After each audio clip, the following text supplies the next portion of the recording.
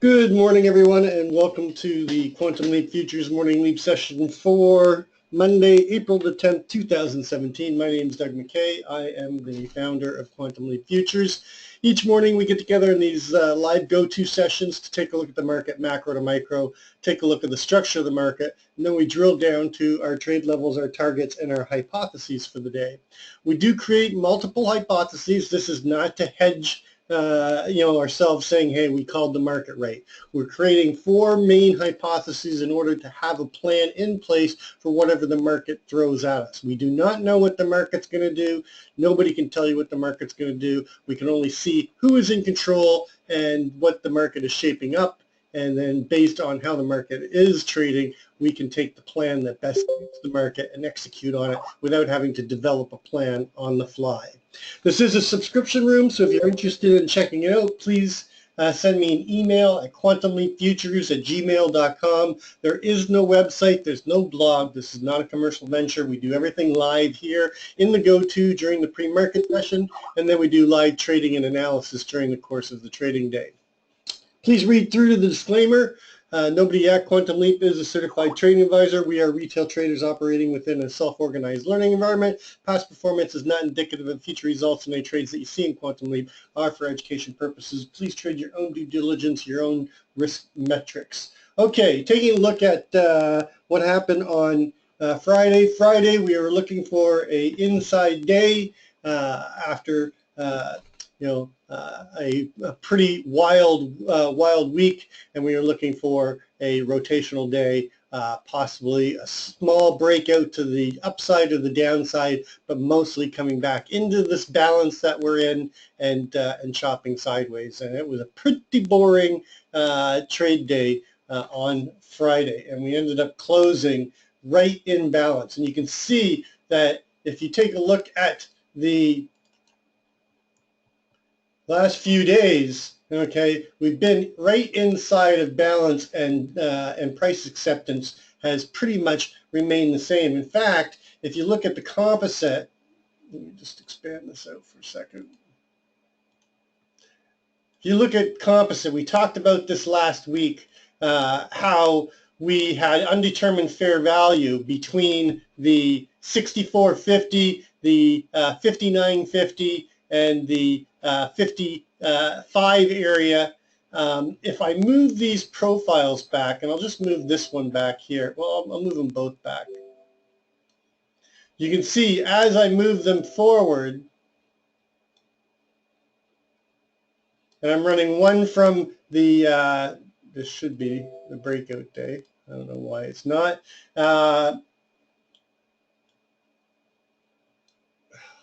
Sometimes I just hate the profiles on IRT.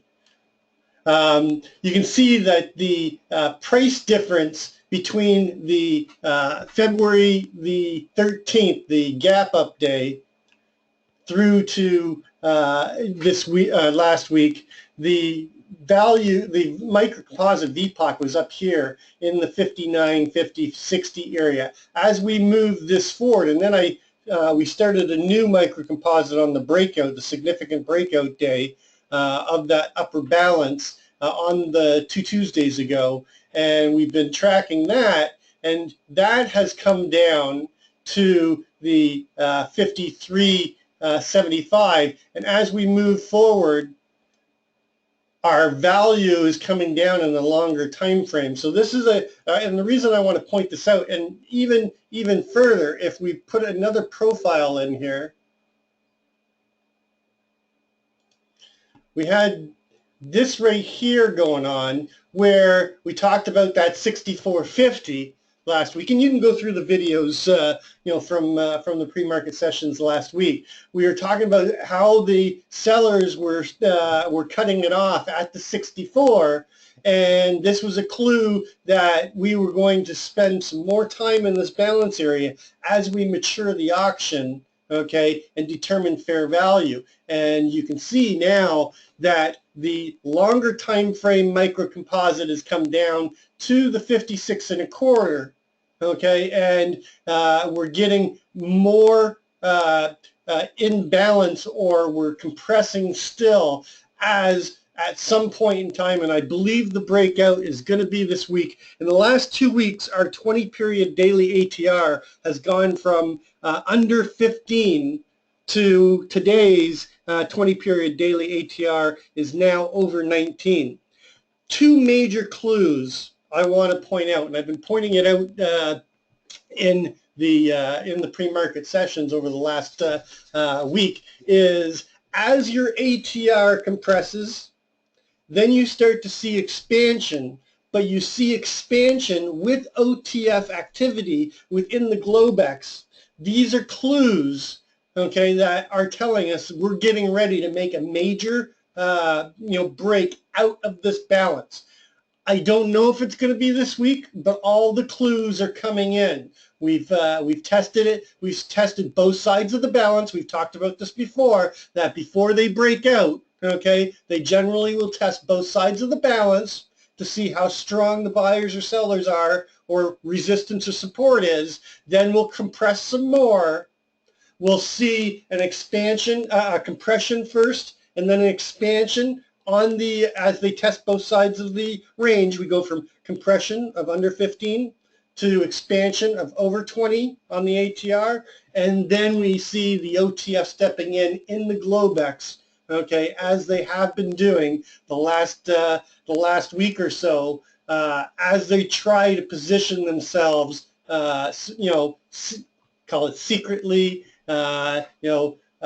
to be able to be in possession for the breakout. So currently right now we still have undetermined fair value between 56 and a quarter and 53. If the shorter time frame lines up with the longer time frame, okay, that's going to be another clue we'll be watching for. And once that's determined, then we could probably see a breakout. The problem we have this week, though, is, and I thought we possibly were going to see it last week, is we don't have as much news as we had last week. We don't have that catalyst that can really make the market move. So, it could happen on news, and it could just happen on its own.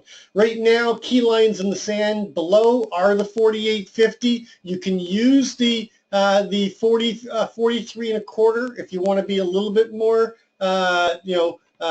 cautionary before you start, if the break is to the low side, getting too short or getting short in the hole too early.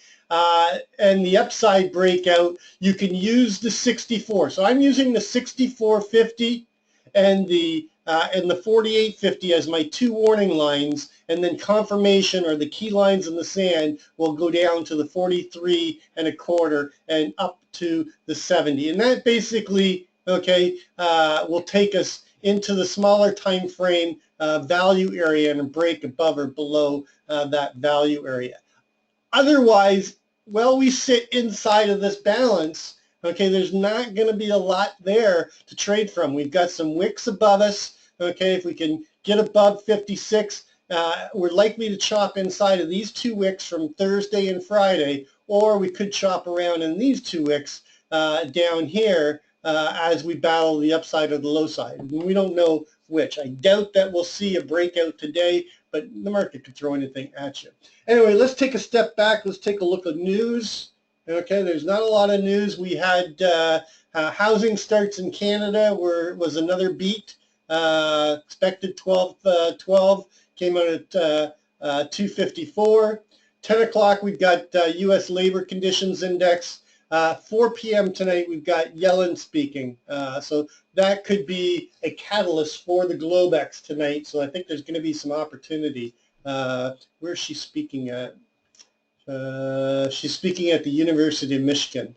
And she'll be taking questions from the audience. So that could be a good opportunity for the reopen, or even in the extended session. I would not try to trade it in the extended session because you don't want to get caught there with the cutoff at 5 p.m.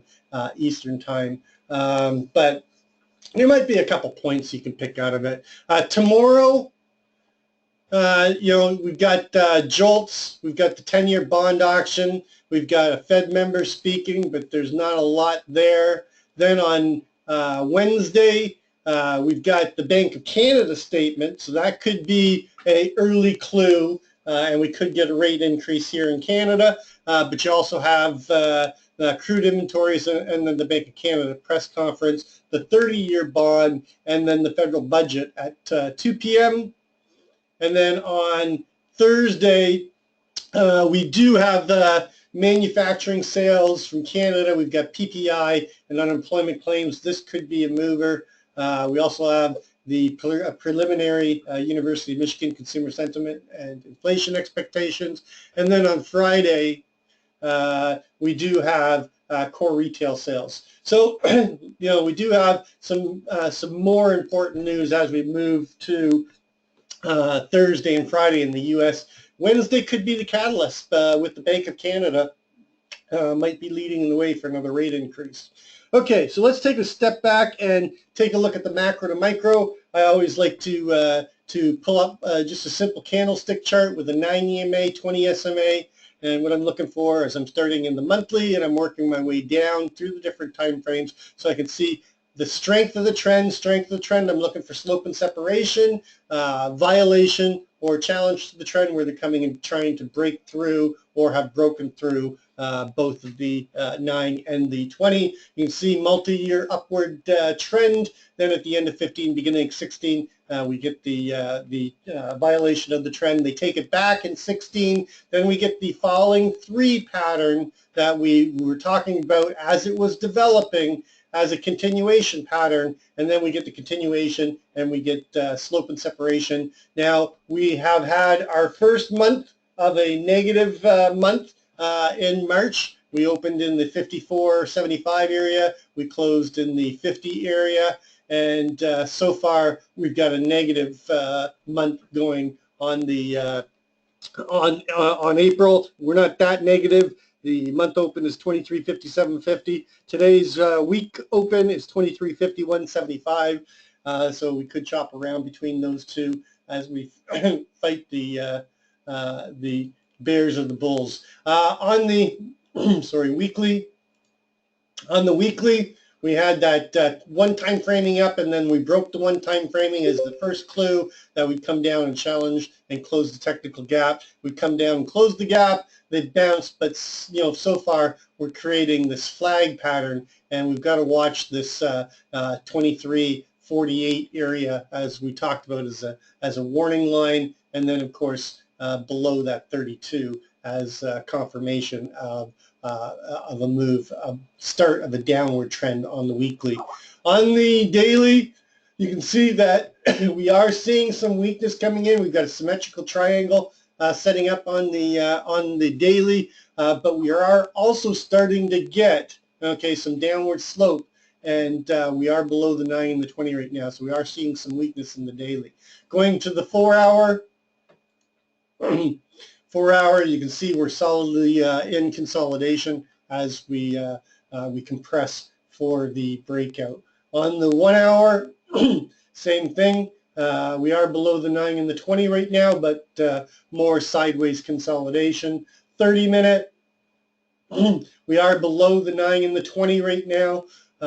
They failed to hold above the 9. We're back below the 20. We're seeing some weakness coming in on the 30-minute. On the 15-minute, same thing. On the 5-minute, you're seeing a start of a possible downward trend. We're below the 9 and the 20. We have a naked cross down here at 23.52. 23.52 is our NFP number. Our non-farm payroll number is 23.52. I apologize. Got this cough in my chest I just can't seem to get rid of. We also have a naked cross up here, up at 23.54 on the 5-minute, but we are seeing some weakness. I'd be targeting this 52, and you're wrong if we get above 53.50. Okay, so going back to the composite, we've looked at this pretty closely. I want to take a look at what the last, we're probably going to see it around 54. Just want to see what the 3-day, All right, so it's come down a bit to 53, but definitely in balance right here. The levels to watch are 48.50 and 64.50, and then the key line in the sand above 70.50, key line in the sand below is 32.75. So let's take our overnight session, which was very balanced yet again. I mean, you can't get much better in terms of a Gaussian distribution with kurtosis around the 54.75. As I mentioned, our daily ATR is running right now at 1905. So our upside daily ATR off of the overnight low, and our overnight low is 49.75, which happens to be our daily ATR downside target off of our overnight high of 59.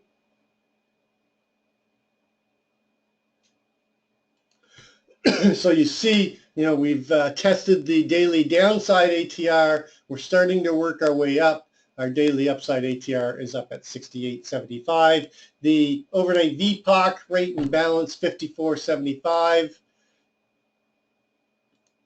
And that's about all we need from the overnight session. Just, little volume, very, strong kurtosis, and very well distributed, but a fairly decent size range over, basically the full range of the ATR, so almost 20 points in the Globex, which is larger than the average Globex. So just putting our levels in here. Come on. The balance on Friday, okay, with the close and the NFP number and the VPOC, we've got to be watching this 51.75 value area low. The value area is valid because of the strong balance that we're in. So definitely going to be watching a break below the 51.75. Obviously, the value area high as well. We're likely to see what we saw on Friday, and we talked about it on Friday, seeing that 80% destination trade and a trip through value from Thursday. And man, we did that almost immediately, upon the open. We traversed both sides of that balance area on Friday during the completion of the IB. Target in the middle, right at the midpoint at the 54. You can use the 54.75 overnight Globex, likely to hit that. And then in terms of breakouts, we're looking at the range high and the range low. I mean, these are no-brainer levels. I mean, you can't get much better than that. I'm going to expand down from the 48.50 to the range low, and this is going to be my warning line.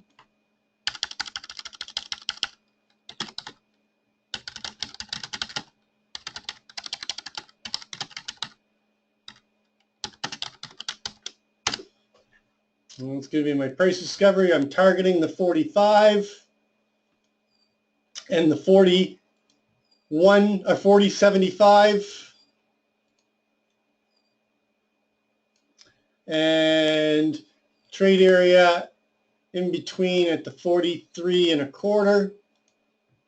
And then, of course, our key line in the sand is still going to be that 32.75 with targets down at 23.28. Now, so far, our 20-period weekly is 35.56. It's been tightening.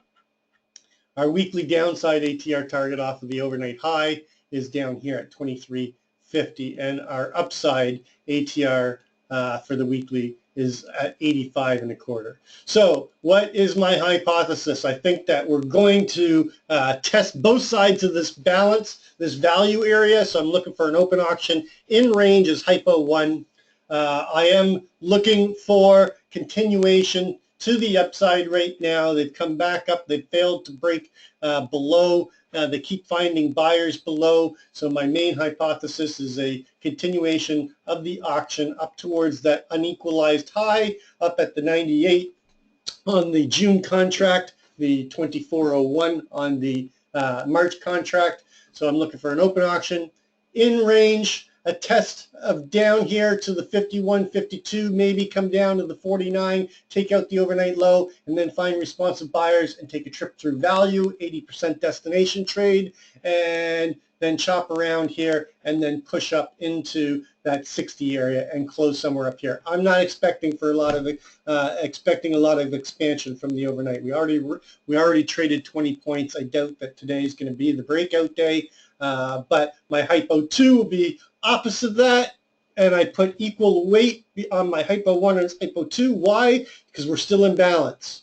So I have to be looking at both sides. So my hypo 2 is an open auction in range and a move up, test the 56 area, push through to the 59 to 60, maybe get a false breakout, then find responsive sellers, rotate us through, come down, complete the 80% destination trade coming down, and then taking out the naked close, the naked VPOC, and chopping around here, and a push down and a close somewhere, okay, around the 45 to 49 area.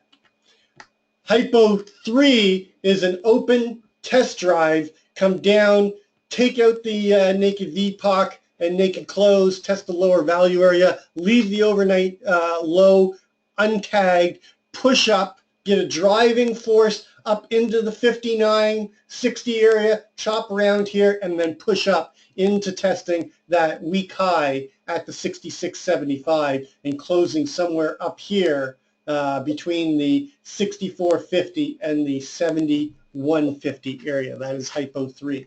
Hypo 4 is an open auction in range, failed to break out of the value, come down, take out the overnight low, chop between 47 and 49, and then get failure and push down and close somewhere down here in the 23, 40, 75. So those are my 4 main hypotheses on the ES. Taking a look at gold.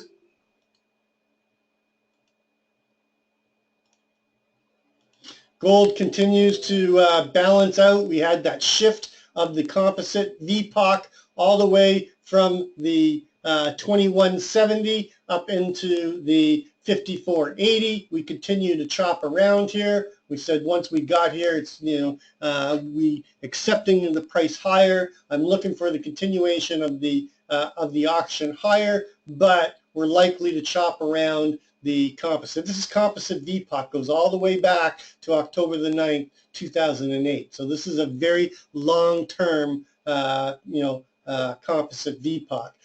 The current microcomposite VPOC, we're running at 5140. We're sitting right on top of it. I expect chop in between here. Key levels to watch: 46 level to the downside. We break that. Look for them to come down back towards that 2970. It wouldn't be surprising if we come back down to test the 2170 after we shift the value of the composite higher. That would just be a normal auction coming down to pick up the late buyers, okay, and then rip it back up into current value. So watch a break of that 46, below 46, target the 39 again. That's this small little 2-day microcomposite VPOC, and the CLVN, a break below that. Look for the 29.30 area and then possibly push through. This will be a nice trade between the 25 and the 21. That'll be easy money right there on that break. To the upside, we've got to watch the 59. If we break above the 59, look for them to push through to the 61 for your first target, but I'd be targeting that 74, 75 area again, and looking for them to come up. And remember, our longer term time frame, target above is up here at the 1313 level. So that's what I'm looking at in gold. Look for more rotation. That's going to complete our pre-market session. As always, trade well, trade safe, and we'll catch you on the flip side.